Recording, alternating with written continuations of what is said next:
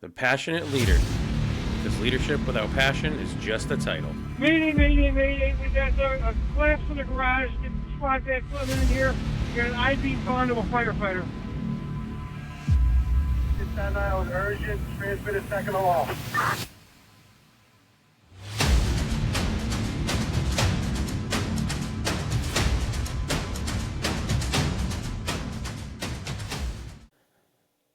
Well, ask yourself this. If part one with me and Spencer Tuftee hit the nail on the head, how do you think part two is going to be when we start talking about mental health awareness? And that's where we are. We're going to discuss the fact of somebody telling Spencer one time to suck it up when it came to mental health awareness and stuff that really was kind of a trigger for him. We're also going to talk about mentoring in the fire service and anything and everything about the fire service as it pertains to mentoring, mental health, and how to make the fire service better. Ladies and gentlemen, we're going to pick up where we left off last part with Spencer Tuftee on The Passionate Leader. You know, you've been really vocal with me about the, the suck it up mentality and the kind of, tuck it away. In your opinion, what is the real damage that this attitude and mentality causes on the floor and at home sometimes? So the biggest issue I see with it, especially when you're on the floor, if you go up to one of your guys who's just seen potentially the worst thing he's ever seen or will ever see again, and you look at him, you say, suck it up, get back to work, you'll be fine. Okay, he might be fine for a minute, but one, he's going to turn around, he's going to take that home with him. And his family might not be like mine or like yours, where they deal with it too. They might not understand that, and you don't want to drop that on their shoulders. And telling them to suck it up, especially right then and there, okay, now they're going to have that weight on their mind. They're not going to be able to focus on what they need to do. What's the task at hand? They're just going to see that image in front of them. And for me, if one of my guys sees something like that and I can tell that it's affecting them, go sit in the truck. Hey, go with him, or I will go with him, whatever the situation allows. Now, if the situation doesn't allow it, be like, hey, you know what? Look at me. Take a breath. I will talk to you as soon as we can, but we need to stay focused right here for just a few more minutes. But as soon as I can, I'm putting him off to the side and I'm letting him or her breathe. Because let's face it, there's a lot of things that we see and we witness that was not meant for any person to see or witness. For sure. Yep. I just saw something today that actually really kind of shook me a little bit. That we are more likely to die by our own hands than we are by any other cause or mechanism of injury that we are exposed to. It's scary. I just released this week a hard interview with Kevin McNeil is his name. He runs a peer support group up here he's in the Connecticut area. I actually can't wait for him. He's only exclusively to Connecticut area, but they're working on getting a retreat once this retreat is open, they're going to be able to reach their arms out to the nation. To be like a stay away, with clinicians and specialists. And I'm like, dude, it's exactly what our fire service needs.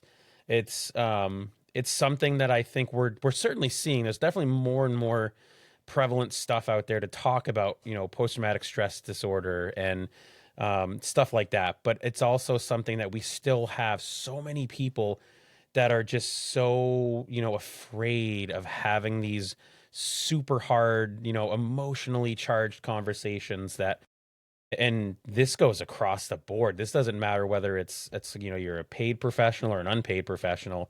It does not.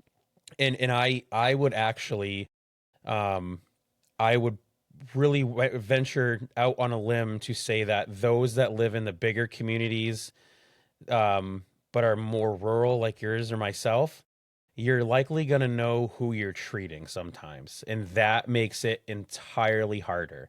Or, if it's a traumatic, car accident, you're the probability of knowing who is involved in the emergency is just that much higher. Yeah. Yeah, no. So how by and large, how is, mental health sort of being, handled down in your area? Well, we do have, we used to have what we call CISM, or the Critical Incident Stress Management Team. Hmm. They have since changed that to the peer support team, Okay. and we can call them anytime. And I will do it. My wife, the EMS captain, will do it, or my fire captain will do it. If somebody walks up to us and says, "I'm not right, I need to talk to somebody," Hmm. immediately the phone comes out, a phone call's made, and we set up that appointment. And honestly, I don't care if it's my crew. I don't care if it's a communications officer or dispatcher. I don't care if it's a police officer, a state trooper. You tell me something's not right, I'm calling Yep. Good immediately. call. Y'all can come to the station. We'll have breakfast, lunch, or dinner for you. We'll sit down. The day room will be off limits to everybody that wasn't involved in the incident. And it's your time to decompress and work through what you're dealing with, Ah, because I love it it. is it is so. I've been told to suck it up before, and it bugs me to this day that Mm, it was even said to me. Um, but burying what you see and what you witness down again can work for now, but eventually it will come back to rear its ugly head. mm. I spent 4 or 5 years. My first bad call was my first night as a driver, and it was Okay. Yep. one of our own rolled the fire truck, and we were the He's- first truck on scene. Yep. He's still with us, thank God, but I spent almost 6 years. I was not able to physically see that stretch of road. I would drive through there, Mm, and I couldn't recognize it, it's crazy. but I did not recognize that it was that bad for almost 6 years. Mm, Now, I can drive through there, I can see the scene, I can see where it happened, but that was because I finally accepted that it was bothering me, accepted that it was an issue, and I needed to talk about it. mm. So, again, it might not bother you now, but eventually, you'll either realize that it's bothering you more than you know, or it Right. will come back to bother you. It's definitely it can be a cumulative trauma. It's really almost like carpal tunnel for the brain, where Yeah. it's a little bit here and there, and you just keep poking away at it and then before you know it, it can be, a simple, just a body on the side of the road eventually. That might be what snaps. And um like I said, it's unfortunate because I mean I've thankfully through attrition in our neck of the woods, a lot of that mentality is definitely starting to retire out of the fire service, and people are accepting more. I mean, we can certainly do better in my current organization, but we definitely, we had a fatal accident not that long ago, and we had the incident stress debriefing team come in. One of my younger guys kind of fought a little bit as far as wanting to go. He's like, I really wasn't on scene, and I told him, I said, sometimes just you being in the room might give the courage to that guy next to you to actually speak up. And when we got done, I asked him, I said, how was it? And he goes, I'm actually really glad that I went because I didn't realize how much it actually did bother me. Um, and two, it kind of gave me a better perspective on what everybody did because we don't do a lot of hot washes even for your basic calls. So we were able to kind of do a hot wash on far as far as like who did this, and this, and I found for me leading up to it, I was really pissed that the patient that passed was complaining that he couldn't breathe. And Hmm. I was livid. I was like, he can't breathe, but they're focusing on a lower extremity. I'm like, he can't freaking breathe. And of course I'm a basic, but they had patient care. I'm holding C-spine, whatever the case is. Uh, and all of a sudden I'm like, why are they dicking around with a lower extremity?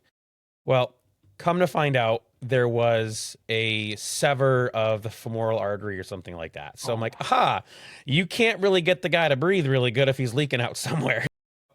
It was eye opening for me. well, I mean, you can't be a good paramedic without your basic skills. Dude, and me, again, because I couldn't see what they were doing. Me, I was at the head, but but going through it, immediately I'm like, got you, boo. I know what you were doing, but yes, it is. I'm glad to see that it's definitely, um, something that is prevalent down there. And like I said, especially for, again, there's a few limbs and a few hills that I'm willing to at least maybe not necessarily die on, but definitely take some pretty fatal injuries.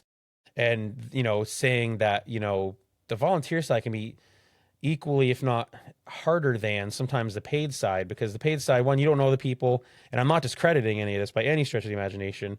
But again, having that volunteer aspect of, if you're a tax accountant by trade, you're not really in the mindset of, I could see a dead body today. I could hold a child as they take their last breath, or whatever the case is. So I Yeah. think that there's more of a swing. Granted, if if you're in the career side, you kind of expect that something might happen today. It doesn't mean that it's going to be okay to have it. I would be willing. I'm kind of curious as to see if there would ever be a study that would show like um what genre of a firefighter actually typically has more problems than the other. But nonetheless, we all, again, it's all cumulative, and some people just do handle it. Some of our best, dark humored jokes come from the belly of trauma. So, Absolutely. but I mean, it's, Well, yeah. So, I mean, keeping on the mental health stuff, if you could rewrite or write even a playbook on mental health in this fire service, what would chapter one be about? it was just acceptance and recognizing, hey, I'm not right, and that's okay. Hmm. I mean, before any of us can get that help we need to deal with what we're dealing with, we have to accept that we're not okay. Sure. Yep. So, unfortunately, with the guys that it's been drilled into their head, you show that it's weakness. No, it's not weakness. It takes more to accept that something's wrong than it does to say, I'm okay. Yeah. Saying I'm It okay is easy. Saying right. I'm not okay is not easy. Mm, But just, you know, that first chapter would be all about, hey, accept the fact that love it. sometimes your guys are not going to be okay. That doesn't mean, push them away. That doesn't mean put them down. It's not weakness. Mm, It's strength that they're admitting that. yeah. It is. It's unfortunate because, I mean, look at some of the big fire service giants that we had. Bill Gustin took his own life, right? And he's known in the he's one of the fire service gods that that's out there right now. And you're like, dude, he he he felt that what he needed, that's how he needed to get through, and it's scary. It really is, because it can take anybody, and Absolutely. you don't know what a fellow brother or sister is going through, and sometimes people can hide it really really good. That's the sad part. um and but there's it's now, so if you guys do have a pretty traumatic call or something like that, do you guys, is it required for people to attend a debriefing, or do you guys keep it voluntarily for them? So it is voluntary to a point. Okay. And what I mean by that is, I'm not going to force you. I'm not going to say, hey, you have to be here, because I know there are some people that are going to be uncomfortable with doing that in a group situation. Mm, But I am going to require them to come talk to me and say, hey, how are you doing? Are you still with us? Are you still in the right mindset? Where are your thoughts at night? Are you having nightmares? Is anything really bothering you? mm. You know, um, but when it comes to those, I don't want to force it, because at the same time, I feel that forcing that could also push them away. I'm Okay, not I gonna like that. say I'm not gonna say suck it up. I'm not gonna say don't tell me. I don't want to hear it. I don't want you talking to nobody. Deal with it on your own. But I'm not gonna say you have to be here, because I don't want them to feel that them sharing how they're feeling, that what's going on, is mandatory, because I I don't really want like them to feel that. pushed away. I gotta tell you, dude, I love that. So me, up until about about 45 seconds ago, I was a major advocate of mandatory debriefs, but I think you're on to something. I think, well, shit, I guess you learn something new all the time. That's fantastic. Part of it comes from, for me, during that same debrief that we had, one of our senior members, in a higher ranking officer was like, I've been to plenty of these. I'm good. And I'm like, these are not your one size fits all. Every single debrief, you can go for a car accident fatality one day to, an orphanage burn downs fatality the next day. They're two different major incidents of critical stress that need to be debriefed. So me, I was like, no, you don't, just because you went to one back in the early 2000s does not mean that you're good for this one, and it's because between then and now, more stress probably, but at the time, and still is now, it wasn't, and I actually petitioned our chief I was like, this really needs to be like forced. And I'm gonna tell you, I'm kind of glad after, I do, honestly, because it's almost like it's the reverse of suck it up and deal with it. It is nope, you have to go. And then what are they, if they really are struggling, you hope that by forcing them, it opens it up. But what if it actually makes it worse? And Well, that would be the last thing that we want to do is do more damage. right. And I mean, that purely comes from experience. That call that I mentioned earlier, Mm, they said we had to go to it. I went to it, and let me tell you, I was not comfortable. I don't like talking. Well, I sure. didn't like talking in front of people. I'm starting to get the hang of it now that they said, "Hey, you're going to be chief. You're going to talk in front of people now." So I You're like, had to damn learn, it. but I was extremely uncomfortable in that debriefing And because, naturally so. yeah, it was my first bad call. I didn't know how to deal with it myself. Mm, So, especially in the volunteer side where we've got younger guys, we've got guys that have never experienced this stuff before. mm, You know, and like I said, I'm gonna talk to them.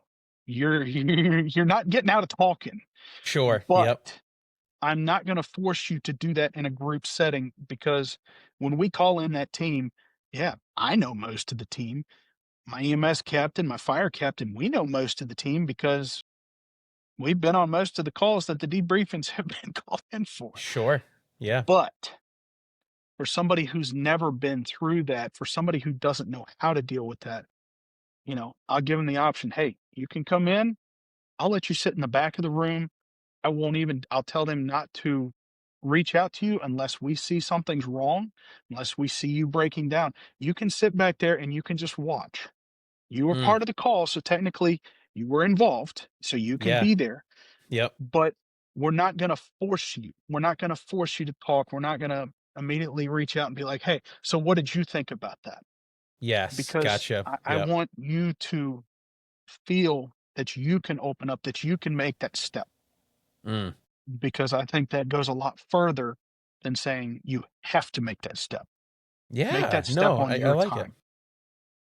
Now, has it crossed? And hopefully, if it hasn't, I don't want to talk it to the universe. But has a situation kind of arose yet where somebody's like, I don't really want to go, but through you talking to them, you're like, man, this dude really, or this guy or girl, they really should, and they would benefit from this. I mean, have you ever had that experience yet, or no? I've had a couple that I thought should have come, and Yeah. I really pressed them to come to the meeting. Um, of course, I've gone back afterwards several times and been like, "Hey, how you doing? Mm, What's going through your head?" Um, do I think they would have benefited from it? Absolutely. sure. Sure. But again, that public setting, it's still tough for some folks because Oh yeah. of how they Yep. were raised. And that's where I feel that pushing it, making it mandatory can actually be more harmful than good. No, Hmm. I got to tell you, man, you really opened my eyes hard on this one. And so, I mean, what about have you kind of thought about? Because I mean, honestly, putting myself in your shoes, um, are the people that are part of the peer support group? I mean, can they do like one-on-ones with firefighters if they wanted to? Absolutely. Yeah, because Absolutely. you could always. I mean, it's me. I can be persistent sometimes, and I probably would be the one that kind of. But so for me, I'd be like, hey, listen, if it's a group setting thing, dude, like, what if I can get them to meet you here at a different time, just you guys? Because I mean, the first time I went to one, I wasn't. I think one of the things that they never teach you in the fire service is what a debriefing really can be like. And granted, yes, it can be different for you, like, setup wise. Every one that I've been through so far is you sit in a circle and there's a prompt of kind of go through who you are and what you did during the call. And of course, now you go around the room. And I mean, I remember for that one that we just went to, even um, for how bad it was, you see them, my heart rate's rising. And of course, instead of starting on the side where I was closer, I was one of the last ones to go. And you're hearing everybody's story. I'm like, this is crazy. And sometimes Mhm. I can see where that mentality can sometimes go amiss, because it might actually trigger some other, emotions in other people too. If I hear that, Spencer had to go do this, and I'm like, oh God, that bothers me more than what I had to do. Or it might make me internalize, invalidation of my own, like I might like, oh dude, why, dude, he had it way worse than I did. Why am I being, so emotionally so, but so long story short, the first one I went to, I didn't have any idea what it was for or what it was about. I knew the concept. And I think I can see where people are like, yeah, I don't want to go. And there are, some of the best firefighters in the service are introverts, and they don't like having a conversation with themselves, let alone, a big group of people about heavy emotions. So I don't blame them one bit. I really don't. Well, And I'm and never going to want to make it a mandatory thing ever again after tonight. well, and some people do need to be pushed towards it, and I get that. Fair. But Yeah. um, I don't know how y'all's peer support group works, but down here, at least the last two where I've called them in, they came in force. There were Mm, more in their group than there were in my group. okay. So Yep. they they're very much ready for if a situation arises where one of us walks out because it has hit us like a Yes. ton of bricks. Yep. One of them will follow, two of them will follow, and they will go out and they will talk to you. Yeah. So Yep. what they've done, there's a couple of them that are part of the Office of EMS for Virginia. There's a couple that are firefighters. There's a couple that are just EMTs, medical transport. They're all spread out across the different areas of first response.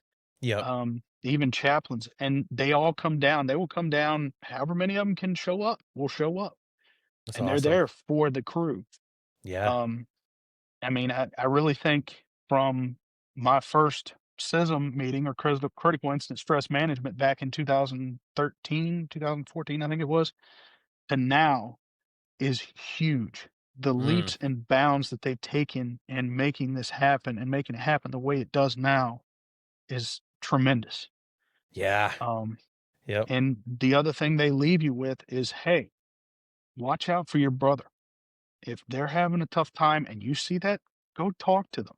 They might open up to you where they won't open up to us. Mm. So, It you it know, is it's it's sometimes people just need that different voice. Mhm. It kind of goes along the same thought process of outside training. Like, you can stand up in front of a room and teach the best way how to draft water, like suck water through the pump of another fire truck, cowboy nonsense. And they're like, whatever. I don't know what you're talking about, Spent. I don't know, man. And then I come in and I can say the exact same word, like verbatim, word for word, like, man, JP taught us this really cool trick where we can draft through, we could put the engine here and the tanker can draft through that, and you're like, dude, bitches, I just said the same thing. And it's kind of the same way with that. I, thankful like having my wife in the fire service for me is great, because if I say something, like, she knows what I'm talking about. Plus, she knows where it really helps out a lot is on the home side. Like, sometimes if it's not a shared household with both in the fire service, sometimes your spouse at home might not recognize that, man, he's just being a dink lately. Like, why is he just so? And it's that's just dudes. Man, we show emotions in the weirdest ways. Like, usually it's anger at inanimate objects that aren't doing what they're supposed to do. So now you need a new TV because it didn't change channel quick enough, right? Come to find out, you're just you're holding the call from 3 nights ago, too tight to your chest. So with her, it's really great because she's like, "Hey, you're off. What's up?" And I'm like, "It sucks. I hate you for knowing how good, like for knowing me so well. It's so bad. It sucks. It really does." It does, but it's also a blessing at the same time because Yeah. Yep. sometimes we don't recognize that we're in a funk and they're Sure. like, "Hey, you're not right. You okay?" Mm, No, and even our and that's the other thing that I try to instill in my folks at the station. Don't be afraid to walk up to us, even if we're an officer, the assistant chief, the captain, the lieutenant. Doesn't matter. If we don't seem right, if we seem like we're off, I don't yeah. care if you're 2 days in the station. Come up and talk to us Yes. because Yeah. we might not recognize it any more than somebody else does. Oh, 100%. And I mean, if we're not on our game, it could have even more detrimental effects on a fire or something Absolutely. like that. And I think some of it is um, people just get so afraid by the chain of authority. And I mean, I the best title I ever got was my first name, and more importantly, when I had kids, it was dad. I don't care if you call me deputy. I don't care if you call me, chief. I don't care. I mean, on the, I guess in a professional setting, I suppose if you want to refer to me as deputy chief or DC, I don't. Yeah, I don't care. Call me whatever. JP's perfectly fine. But there are some that are just they're afraid of that. They see that line like, oh man, he's the chief. And it's like, listen, dude, I'm gonna go in the same size box as you. It's either gonna be cardboard and ashes, or it's gonna be oak and bones. We're all going in this out the same way. So, Absolutely. but unfortunately, there have been some old heads in the world that have made such a big stink about you should call me this plus that um and I sometimes I'm like, dude, you're aware you're the chief of like the second smallest town in the entire world. I mean, even if they're like the big city guys, you get outside of your office, we'll just use like Boston's nearby. So let's just say it's, a chief in the Boston department. It's like, dude, once you're off duty out of your office and in hiking shoes, you're just a schmuck on the street. So what is the difference, But some people just Absolutely. they get that ego. We've had a great conversation so far. I think we'll hit a couple more. I want to kind of pick your brain a little bit on mentoring and kind of some of the stuff. Now being the chief, you had a couple of years to sort of get your feet dug in. Um, have you had any opportunity yet to sort of really push mentoring at the firehouse? And if so, what have you kind of done that maybe some of the listeners might be able to maybe try to work into their programs? Well, to be honest with that, there's a few things that I'm still trying to figure out what I did because 2.5 years ago, we had 5 to 10 active members. That's it. Okay. Yep. And now we're over 45 to 50 active members. Jeez. Okay. All So right. we did something. Yeah. But Sure. um, I mean, we've got cadets in the program now, which are your 14 to 16-year olds. We got Mm, juniors on board. We got guys that have gone out and taken their EMT in the last year, guys that have gone out and taken their Fire 1 and 2 in the last year. I mean, it has it has really grown in that's leaps awesome. Yeah. and massive leaps and bounds. Sure. And I mentioned that to somebody else a couple weeks ago, I think on one of my lives on TikTok, and they're like, "What did you do?" I don't know. Yeah. Right. Like Maybe it's that level of respect. Maybe it's the, "Hey, we're all here to do the same job." I'm sure. not 100% sure. Maybe I'll take a poll at the firehouse one of these days and see if they can tell me what. But at the end of the day, I try to teach them all, look, don't stop training. First off, train every day. Even if it's a little thing, you go on, you watch a little informational video, learn about battery powered vehicles and what happens when they catch fire. If you go and take a Tim's class or go and take something off the FEMA website, anything, Mm, keep training because the day you stop training is the day you need to retire. Because everything in this world, the way houses are built, the way cars are made, shoot, even old airplanes that They're getting upfit with new technology and new batteries and new fluids. We got to learn about these things. Well, yeah, for If we sure. don't, we're going to end up getting hurt. So I try to reinforce that with them, followed by reinforcing, hey, if you see something, come talk to us. Don't take it home to your family. Don't take it home. If you're one of the cadets and your parents signed for you to come up here and start learning with us, you're not going to be going on a call until you're Mm, 16. But once you turn 16 and you get your fire one and you start going on calls with us, don't take that home to your parents. Come talk to us.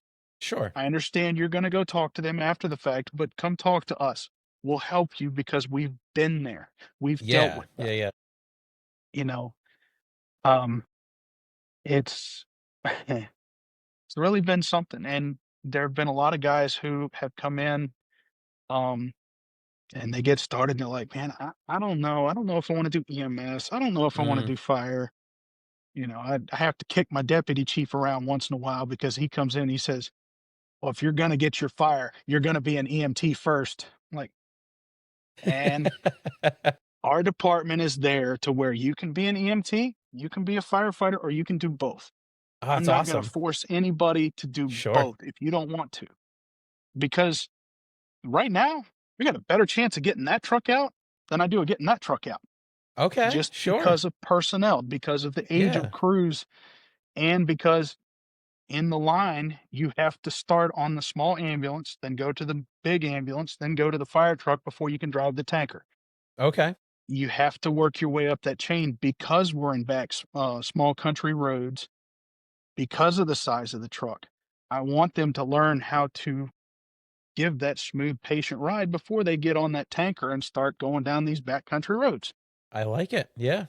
So I reinforced that, hey, it's not going to be overnight. You're not going to go from, hey, you just got here to you driving the tanker. No, Mm, baby steps, get your training, learn from the guys that have been here. Always keep your head on a swivel. Always pay attention to what's going on around you. If you're in something in a situation you don't know what to do, ask somebody. You see something dangerous, say something. I don't care if you're a junior, you're on your first call, or if you're the senior member, you've been doing this for 50 years. Open your mouth, say something. yeah. So, That and I think it's really stuck with a lot of our young members because, like I said, I'm watching guys going through their EMT now. My daughter just got done with her EMT. I'm that's excited awesome. about that. Yeah, that's great. She's getting ready to take her NR, so it's exciting. That honestly, man, sometimes just changing regime can and for no reason other than um sometimes the announcement of there's a new chief just it ensues public excitement, sometimes in a good way, or curiosity is probably a better word than excitement. Or small towns can have steeped traditions and like, well, once XYZ gets out of the way, now there's a new person, and it can go either way. Yeah, And honestly, sometimes I found a lot of times because we'll go through an influx of it ebbs and flows. We'll have higher members than we do, this time of the year than we do during the end of the year, or um, and sometimes it's we put an ad out on the front of the bulletin board out front of the firehouse, the billboard rather. People are like, oh, I didn't realize you guys were volunteer. Yeah, of course I want to come down. And sometimes the other stuff, as awful as it sounds, when you have a big fire, it really just opens people's eyes. We had a big fire in an attached barn to a old farmhouse in town. And one of the dudes from the public works department happened to just be in the area. So he kind of helped, pull some hose and all that stuff.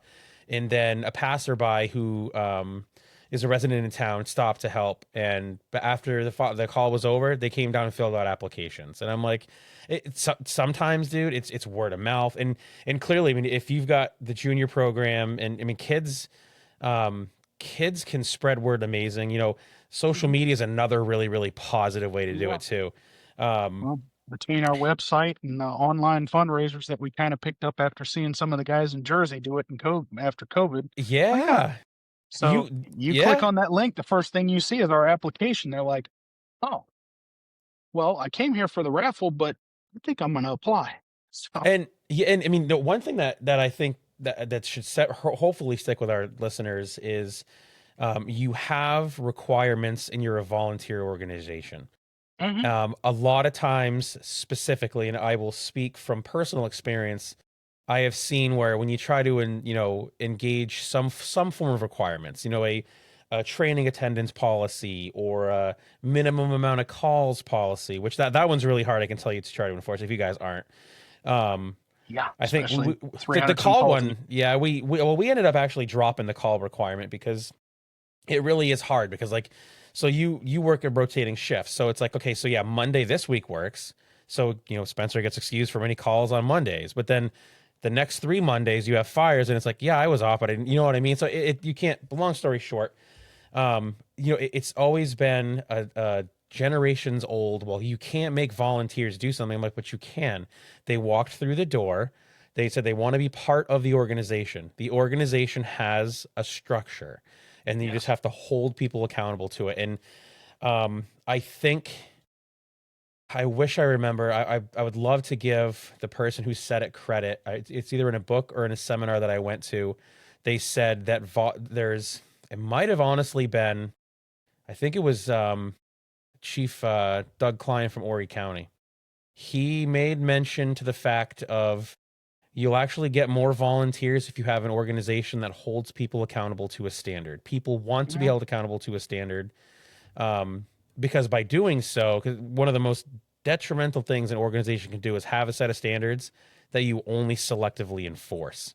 Yeah. And he said that, and I was like, dude, it makes complete sense. Well, So of course I go to his class and I come back and some of the, at the time the chief and some other higher ranking officers were like, what are you talking about, kid? Like this, we can't do stuff like this. The guys will walk out. And I'm like, yes, they will. And you can't. What if they walk out? I'm like, then the right ones will stick around. It was a gamble that some just weren't willing to take at the time. It's well, crazy. and it goes both ways. And I can tell you that from experience because during COVID and when things got tough, one of the first things I did was I removed that 24-hour a month minimum because Okay. of what was going on, because of all the difficulties. And here in the last 2 months, we reinstated it, but we reinstated it at a 12-hour minimum. You Okay. have to come out, you have to run 12 hours a month. You have to show up to the meeting either virtually or in person. We added that Mm, option during COVID. yeah. So we have made it very accessible for folks to be there because, hey, life happens. Yeah. We get Yeah. that. So, I you like it. know, yes, we need people to be there. Yes, we want people to run. But being that we're going from such a small number to such a large number now, one, it takes time for us to get people cleared on those Yeah. trucks. It Yep. takes time for us to get AICs cleared. And let's face it, we only had a few. And for those few to turn around and clear this many, it takes time. Mm, But I refuse. I absolutely refuse to turn around and say, well, yeah, you've got experience doing this. I'm just going to go ahead and clear you. yeah. Sorry. No, not Good going for to do it you. Good for you, man. because That's a we great. need that documentation. We need that proof that you've been through it on that truck. I don't want you showing up on a scene and looking like that guy on TikTok who just, completely made his department look brilliant. But, Sure. it also is going to keep you safe. You're not going to go out and do something stupid in the Mm, truck. You're not going to go out and say, oh, I know this truck. I trust this truck. No, you don't. yeah, dude. So, I I freaking love it. I wish you were closer because I'd volunteer for your organization. It's a little bit hard from New Hampshire to Virginia, but we'll figure that. Do you have a residency requirement? we used to, but we don't anymore because I So don't yeah, actually live in the county that I volunteer in. I live in the next okay, county over. yeah. So, Hey, what if you had to guess roughly? I mean, what is the age demographic of your fire? I mean, does it pretty much run the whole brushstroke from teenagers to 60s and 70s? well, our One of our guys just stepped back from active status to inactive status. He was one of the founding members of the department. Okay. So All right. he's in his 80s now, but he got to Wow. a point Okay. where he couldn't safely get on the truck. And I'll be 100% honest with you, none of us wanted to tell him that because Yeah. we have that level of respect for him. We have that, we've run just about every call we ran with him after he retired. He was there for everything. Sure. So Sure. we didn't want him to step back, but he stepped back to inactive status a little over a year ago. But Okay. we've got members right now that are right at the age of 16 all the way up to 50s and 60s. That's yeah. I It mean, is. it is, That's good stuff. and we're opening it up. We've added auxiliary program, so we're opening it up to members of the community that want to come in and just help us with fundraisers or whatever.